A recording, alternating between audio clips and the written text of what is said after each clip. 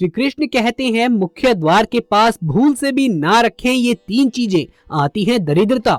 इसी के साथ इस वीडियो में हम जानेंगे कि यदि आपके मुख्य द्वार से संबंधित कोई भी वास्तु दोष है तो एक छोटे से उपाय से आप उन्हें कैसे ठीक कर सकते हैं। तो पूरी जानकारी के लिए वीडियो के अंत तक जरूर बने रहिएगा। नमस्कार दोस्तों, स्वागत है आप सभी का एक बार फिर से। दोस्तों, सच्ची श्रद्धा से कमेंट बॉक्स में एक बार जरूर लिख दें हर हर महादेव। दोस्तों, वास्तु शास्त्र में घर के द्वारों को बहुत अधिक महत्व दिया गया है। जिस घर में द्वार नहीं होते हैं उस घर में लक्ष्मी माँ प्रवेश नहीं करती है। घर के मुख्य द्वार से ही समस्त देवी देवता तथा सकारात्मक ऊर्जा घर में प्रवेश करती है। मुख्य द्वार को हमेशा ही वास्तु के नियमों के अनुसार बनवाना चाहिए, तभी उसके शुभ परिणाम प्राप्त होते हैं। यदि घर का मुख्य द्वार वास्तु शास्त्र के नियमों के आधार पर नहीं बनाया जाता है तो ऐसा द्वार बहुत ही अशुभ परिणाम देता है। ऐसे द्वार के कारण धन का नाश होता है, लक्ष्मी घर में निवास नहीं करती है और सारा धन खर्च हो जाता है। इसीलिए मुख्य द्वार को बनाते समय वास्तु शास्त्र के नियमों का पालन करना चाहिए। वास्तु शास्त्र में घर के मुख्य द्वार की दिशा, मुख्य द्वार का आकार और मुख्य द्वार के पास रखे जाने वाली शुभ वस्तुएं आदि के संबंध में महत्वपूर्ण जानकारी दी गई है। घर का मुख्य द्वार बनाते समय वास्तु शास्त्र के इन नियमों को ध्यान में रखें और अगर मुख्य द्वार पहले से ही बना हुआ है तो उस पर शुभ निशान लगाकर उससे जुड़े वास्तु दोष को समाप्त किया जा सकता है। आज हम आपको मुख्य द्वार से जुड़े सभी वास्तु नियम बताएंगे, साथ ही जानेंगे मुख्य द्वार के ऊपर कौन सी चीजें रखना शुभ होता है। तो चलिए जान लेते हैं मुख्य द्वार के संबंध में महत्वपूर्ण वास्तु नियम। सबसे पहली बात, मुख्य द्वार की दिशा।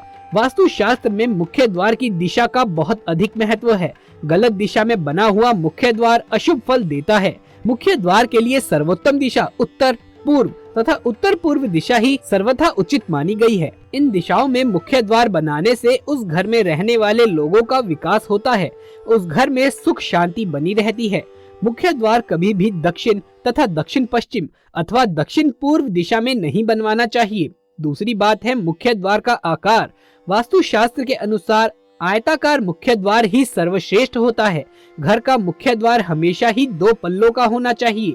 लकड़ी से बना हुआ मुख्य द्वार श्रेष्ठ फल देने वाला होता है। मुख्य द्वार घर के अन्य दरवाजों से बड़ा होना चाहिए। ये वास्तु शास्त्र में महत्वपूर्ण है क्योंकि ये परिवार के लिए सौभाग्य और उत्तम स्वास्थ्य लेकर आता है। तीसरी बात, मुख्य द्वार के पास दहलीज। वास्तु शास्त्र के अनुसार मुख्य द्वार के पास दहलीज होना अनिवार्य होता है। जिस घर के मुख्य द्वार पर दहलीज नहीं होती है उस घर में लक्ष्मी प्रवेश नहीं करती है। दहलीज नकारात्मक शक्तियों को घर में आने से रोकती है, साथ ही ये बुरी शक्तियों से परिवार की रक्षा करती है। द्वार पर दहलीज होने से मान सम्मान में वृद्धि होती है। मुख्य त्योहारों पर दहलीज की पूजा अवश्य करनी चाहिए। वास्तु शास्त्र के अनुसार दहलीज पर बैठना नहीं चाहिए और न ही दहलीज पर बैठकर भोजन करना चाहिए। ऐसा करने से माँ लक्ष्मी रूठ जाती है। चौथी बात है मुख्य द्वार की सीढ़ियाँ। मुख्य द्वार के सामने ऊपर की तरफ जाती हुई सीढ़ियाँ नहीं होनी चाहिए। ये परिवार के सदस्य की उन्नति होने नहीं देता है। ये सीढ़ियाँ घर में प्रवेश करने वाली सकारात्मक ऊर्जा के मार्ग का बाधक बनती हैं। लेकिन अगर मुख्य द्वार के पास घर में प्रवेश करने के लिए सीढ़ियाँ बनाई जाती हैं तो ये सीढ़ियाँ हमेशा ही विषम संख्या में होनी चाहिए। पांचवी बात है मुख्य द्वार पर किसी भी प्रकार का वेद नहीं होना चाहिए। वास्तु शास्त्र में द्वार वेद को बहुत ही अशुभ माना गया है।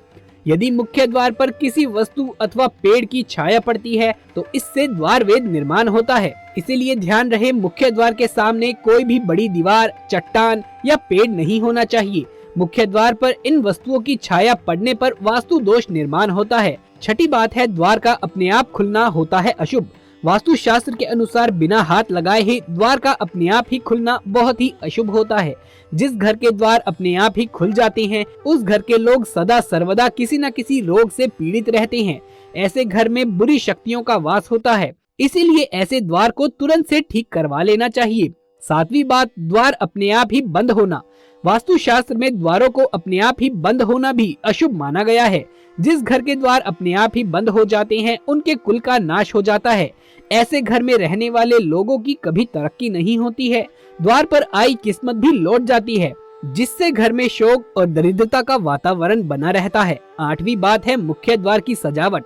मुख्य द्वार जितना अधिक सुंदर होगा उतना ही अधिक शुभ फल देगा। मुख्य द्वार पर शुभ निशान बनाने के साथ ही उस पर आम के पत्तों का अथवा अशोक के पत्तों का तोरण लगाना चाहिए। घर के मुख्य द्वार के सामने पानी की टंकी, बिजली का खंभा और अन्य कोई भी चीज नहीं होनी चाहिए। इससे घर में वास करने वाले लोगों को दुख यातनाओं का सामना करना पड़ता है। मुख्य द्वार से घर में पर्याप्त प्रकाश आना चाहिए। वास्तु शास्त्र के अनुसार मुख्य द्वार लकड़ी का ही होना चाहिए। द्वार को बंद करते अथवा खोलते वक्त उससे आवाज नहीं आनी चाहिए। इससे ध्वनि वेद निर्माण होता है और परिवार में कलेश की स्थिति निर्माण होती है। मुख्य द्वार के सामने अंदर की तरफ कोई दीवार नहीं होनी चाहिए। ज्यादा ठीक यही होगा कि मुख्य द्वार के सामने अंदर की तरफ किसी अन्य कक्ष का द्वार हो। आइए अब जान लेते हैं मुख्य द्वार के पास कौन सी चीजें होना शुभ होता है और कौन सी चीजें होना अशुभ, तथा घर को बुरी नजर से बचाने के लिए मुख्य द्वार पर कौन सी चीजें लगानी चाहिए। सबसे पहली चीज है घोड़े की नाल। अपने घर को हर प्रकार की बुरी नजर से बचाने के लिए घोड़े की नाल अवश्य घर के मुख्य द्वार पर लगा कर रखें, ताकि आपके घर पर कभी भी किसी की कुदृष्टि ना पड़े। इसके लिए आपको घोड़े की नाल की आवश्यकता होगी, जिसको आप शुक्रवार के दिन सरसों के तेल में अच्छे से डुबो कर रख दें और शनिवार की सुबह उस नाल को सरसों के तेल से बाहर निकालकर किसी साफ कपड़े से अच्छे तरीके से पोंछ लें। फिर शनि महाराज के सामने दीप जलाकर उनसे आग्रह करें कि वो आपके घर को हर एक बुरी नजर से बचाएं और उसके पश्चात ही आप उस घोड़े की नाल को अपने घर के मुख्य द्वार पर लगा ले। ये नाल हमेशा आपके घर की रक्षा करेगी। दोस्तों, दूसरी चीज है नारियल। हम हर शुभ कार्य में नारियल अवश्य ही फोड़ते हैं और नारियल हमेशा बुराइयों से बचाने में हमारी मदद करता है। ज्योतिष शास्त्र में कहा जाता है कि जिस घर में नारियल का पेड़ होता है उस स्थान पर साक्षात लक्ष्मी नारायण निवास करते हैं। यदि आप नारियल का पेड़ घर के सामने नहीं लगा सकते हैं तो आप एक नारियल अपने मुख्य द्वार पर अवश्य से बांध ले। इससे माता लक्ष्मी प्रसन्न होकर आपके घर में प्रवेश करेगी और आपकी दरिद्रता का अंत हो जाएगा। तीसरी चीज है गणेश जी की मूर्ति। भगवान श्री गणेश को विघ्नहर्ता के रूप में जाना जाता है।